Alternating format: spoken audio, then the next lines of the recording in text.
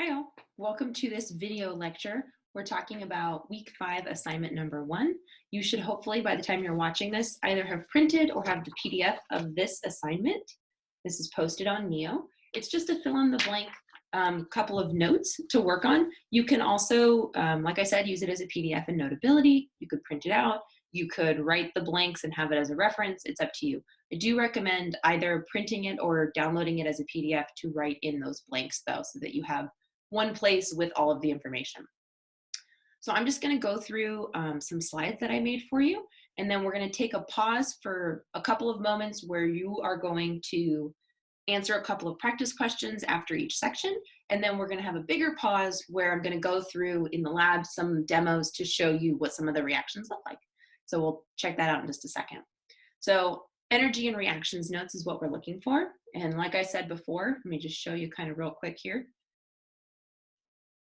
Our instructions are to use this document. So hopefully you have this document printed out to be able to go through for that.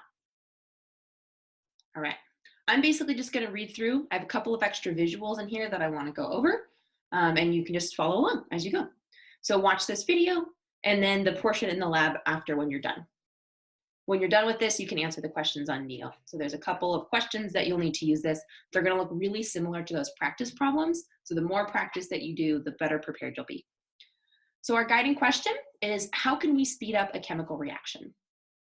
Our first section is energy is stored in chemical bonds. So we're starting with the law of conservation. We've seen the law of conservation of mass already. This is the law of conservation of energy. Same thing. The law of conservation of energy states that energy can be converted from one form to another, but is neither created nor destroyed. So it sounds very similar to our other laws of conservation.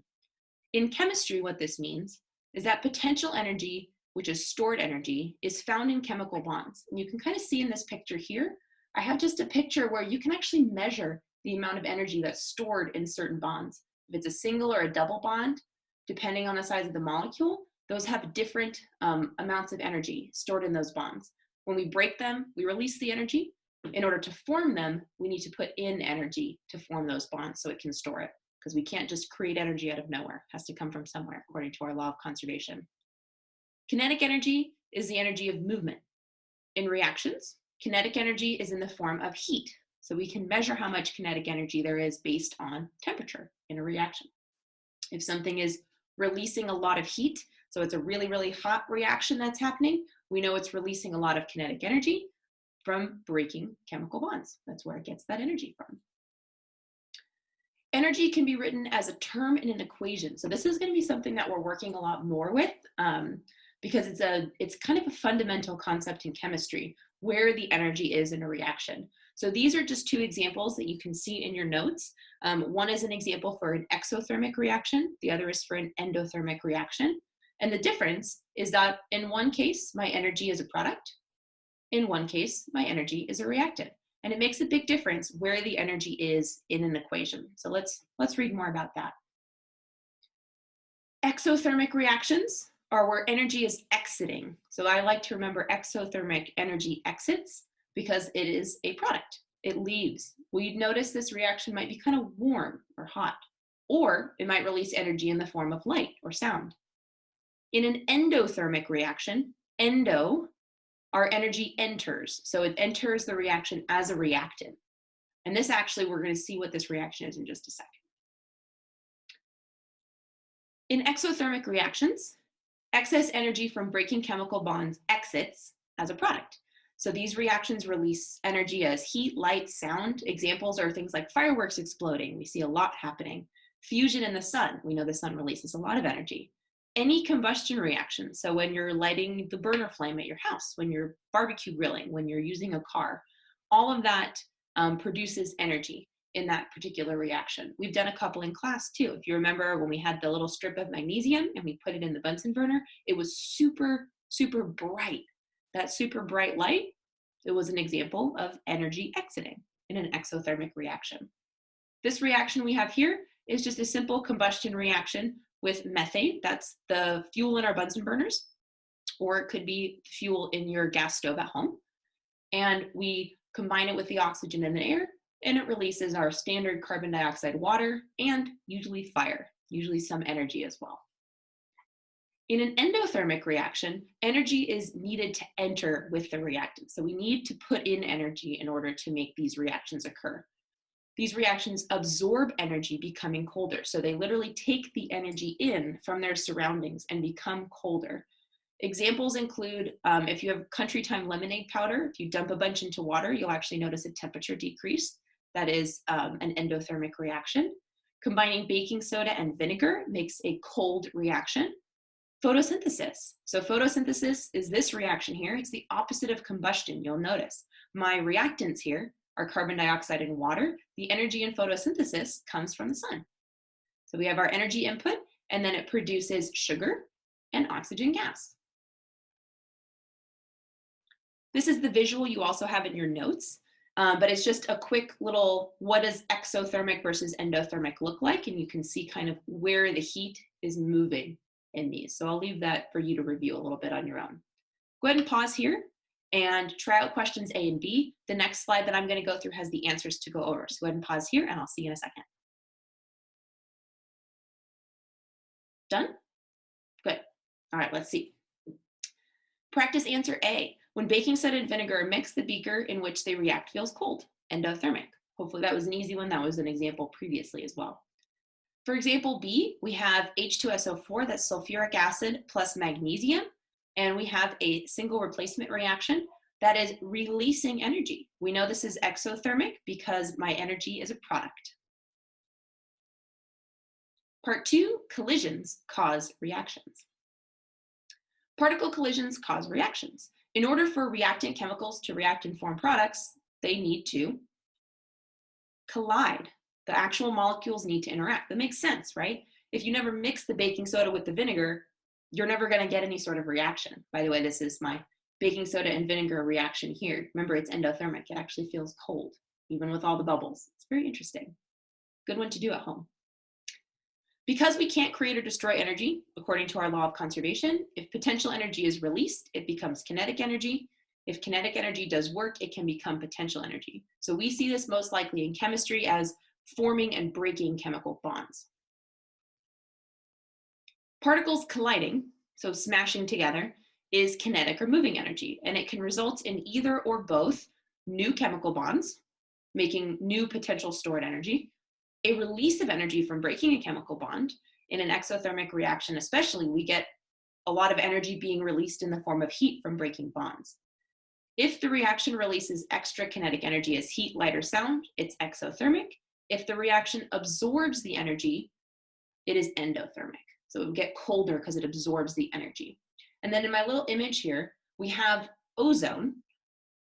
So the sun is providing energy, and that energy can break bonds and form new bonds. So we can see kind of the conversion of energy.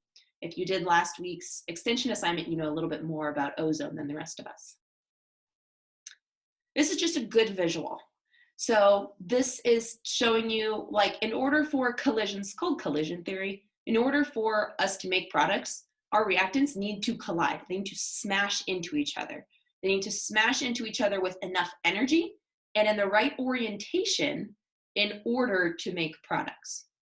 Now, why this matters is if we need to collide with enough energy and in the right way, we can imagine that if we have more collisions, we have more opportunity for successful ones. So if our particles are just smashing together more, we're gonna have higher chances of just making successful products.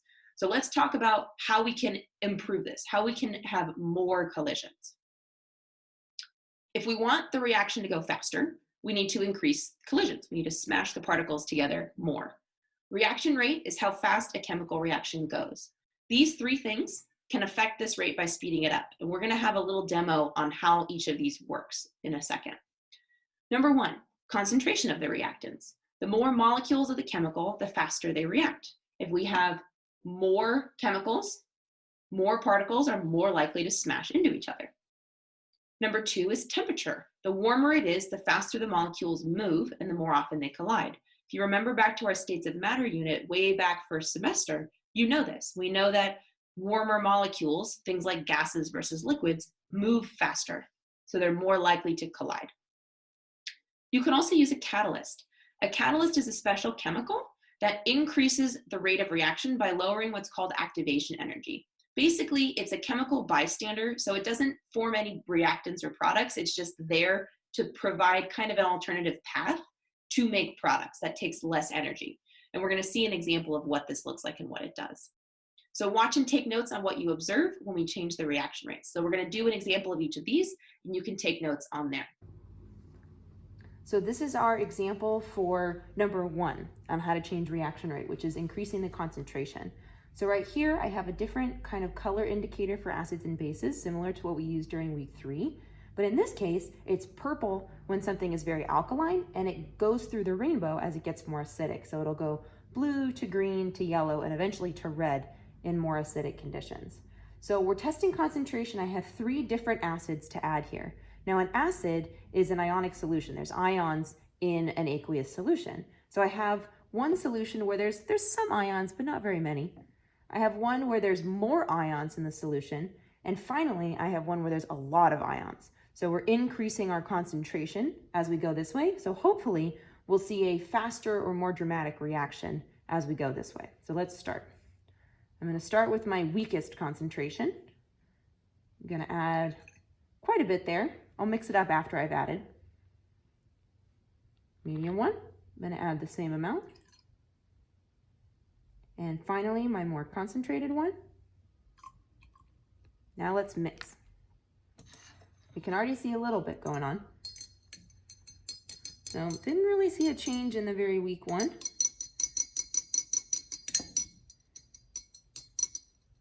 Saw a little bit of a change in that third one, but look at this very concentrated. Look how much of a reaction, of how quick that reaction was when we used the more concentrated solution. All right, this is our experiment number 2, testing the effects of temperature on the reaction rate, how fast the reaction happens.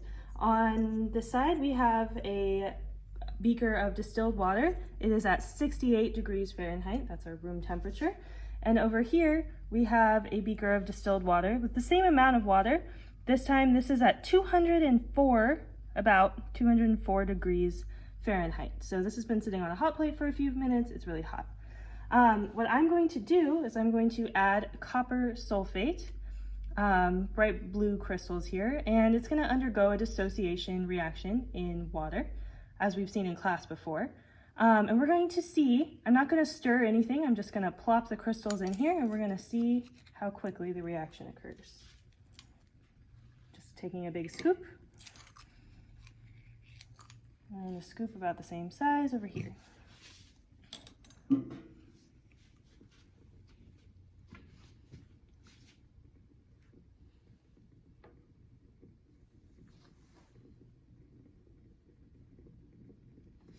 So I can already see the blue is kind of dissipating all throughout over here. It's dissolving really quickly, undergoing that dissociation reaction.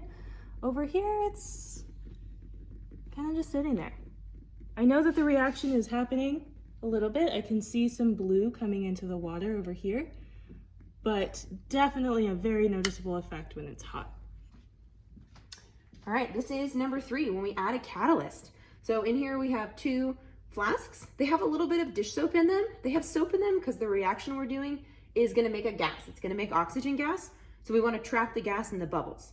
In these little beakers, we have our reactant, hydrogen peroxide. Let's see what we get. 1, 2, 3. That was really disappointing, wasn't it? It's because we haven't added our catalyst. Our catalyst here is potassium iodide. Let's see what happens when we add a catalyst. Wow.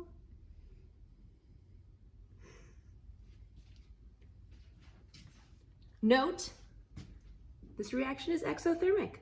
Got nice steamy warm bubbles here. Welcome back. We are going to continue to go over our final practice. So hopefully you had a chance to look at and take some notes on those couple of reactions, showing us the different ways we can affect reaction rate and speed it up. I'm going to go ahead and share my screen once again so we can check out our final practice questions. So hopefully you've had a chance to do C, D, and E. If you haven't yet, pause here, check those out, and come back. C. So adding a catalyst to the decomposition of hydrogen peroxide. We know that adding a catalyst will speed up our reaction. It speeds it up by providing an alternative route that takes less energy in order to make products. So this would speed up our reaction. We can also see, by the way, it's exothermic. Our product is energy here. For D, using ice instead of liquid water for a single replacement reaction between sodium metal and water. This would slow down our reaction. So in this case, we're decreasing the temperature, we're cooling it down. If we use ice instead of water, it's cooler or colder. So our particles are moving slower, so our reaction is going to slow down. Speed up. For E, using less diluted aqueous solutions in a double replacement reaction to form a new ionic precipitate. Let me explain E a little bit. So if you remember from doing double replacements, that's where we have the 2 bottles of aqueous solutions of 2 ionic compounds. We combine them and we make a solid. We make some sort of cloudy precipitate. So what this is saying is if my aqueous solution has more ions in it, so it's less diluted, there's more ions that we want in there, we're going to get a faster reaction because there's more particles that are able to collide. So that'll help us out.